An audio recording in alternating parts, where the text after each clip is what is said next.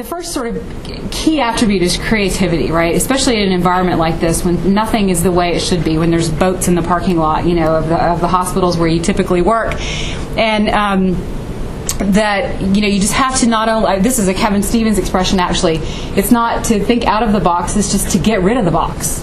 You just got to do whatever you can think of. And a couple of our graduates, and I think they're both graduates of the School of Public Health also, and they're both Med-Peds residents, Ben Springate and Angeline Yogi, had come back really early. Angeline had been in the hospital. She evacuated and came back. Ben had been in California where he had just started I think he'd actually just left New Orleans, but the two of them and several other residents came to the state to start putting together a network of care delivery in the city of New Orleans.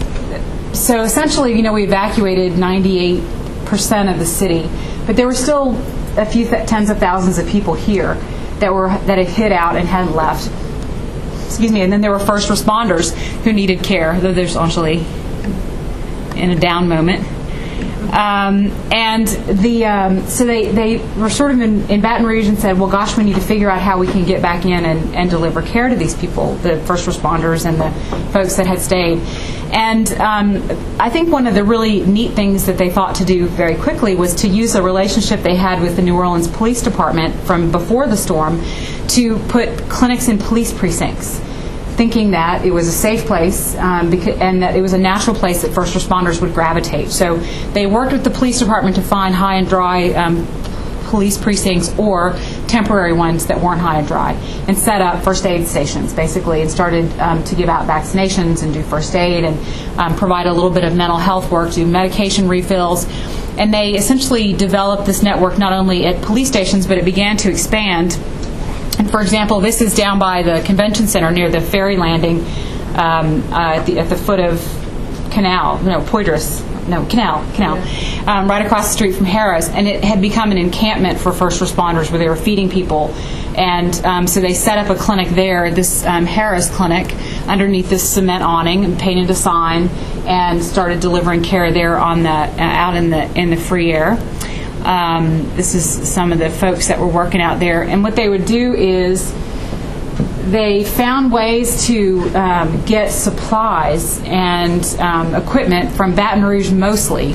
And they would develop relationships with volunteer ambulances in Baton Rouge and hijack the ambulances and drive to New Orleans with the supplies in the back, unload them every day underneath this awning and the other tents they were working at, or the police precincts, and deliver care all day, Katrina hours, 10 to 3, 10 to 4, and then go back to Baton Rouge and sleep on the floor at the public health offices, the Jimmy Swaggart place. And they did this for a couple of weeks, and they enlisted other residents. They were calling folks around. They enlisted local providers, lots of volunteers, and for a little while we were seeing probably about 450 people a day in the city. Really, really busy network of primary care provision that they had set up, including giving IVs. What's that? So that's a good IV pull. It's a great IV pull, isn't it? Yeah. Now, she talks about the Army. So this isn't really the Army. This is actually the U.S. Public Health Service. But I did work the Army, and Ben and Anjali had and others had developed a sort of that network. They'd figured out that the Army had stuff, and this was sort of part of the figuring out what your resources are on the ground. I can tell you honestly, I hadn't really thought much about the importance of the military in a post-disaster situation like this, and I would never have been a fan of having the military involved, but they were absolutely tremendous, including the U.S. Public Health Service as a branch of the armed forces, if you will. And for a variety of reasons. One, if you look at this table, this is pictures taken probably about the third week of September, and they have all those laptops and all that internet. They basically walk in with all their own communication stuff and all their own equipment. And they set up at Ochsner, because Ochsner did have internet, but they're able to make themselves functional really fast. They also have a lot of supplies and equipment.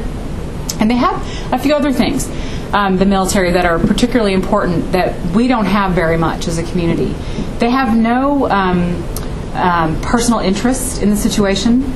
So there's the sort of soap opera or the side story doesn't get involved there. When the military comes in to do something, or the public health service, they're just there to do a job. We're here to open a hospital. We're here to provide some bandages to the clinic. We're here to give vaccines. It's not about we want to give vaccines because we want to capture the market so that we're the biggest care provider after, 6 months from now. And it got us through a couple of weeks, really, when things were incredibly chaotic, because they could just step away from all the potential political drama, of which there was a fair amount, to be honest with you. They also have a really natural hierarchy, which after the storm, there was this enormous power vacuum in New Orleans. I mentioned that I was like Tulane University, so here's a little middle management, and so everything became very flat very quickly. And CEOs of hospitals were, unidentifiable because they weren't wearing their normal costumes, if you will, from even students. And people like our residents were running healthcare in the city of New Orleans, whereas other people who you'd expect to have run it, like public health office, were not. And so everything was pretty flipped upside down. They have that, and the benefit is that it is pretty clear what the chain of command is, and if something has to get done, you sort of know who to ask. They have this other really cool thing where they can actually call the Defense Department, who could then call Medicare and make things happen. So if we were having trouble opening a facility, and I'll give you an example, Turo Hospital. When we opened Turo Hospital, when they opened Turo Hospital, the CEO, et cetera, it was opened as a freestanding emergency room with porta potties and those little hand pumpy things. That's how they opened their emergency room. Sanitizers, thank you. And, Medicare wasn't real happy about certifying that as a medical facility and was giving them a hard time about opening. But they were going to be the only, enclosed emergency room in the city. And so we as a community of healthcare folks needed it to open.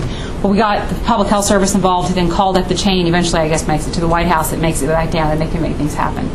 But otherwise, it would have taken us forever to sort of move that big bureaucratic hurdle out of the way. So military and the public health service were extremely helpful in that environment, less for their creativity, more for their connections.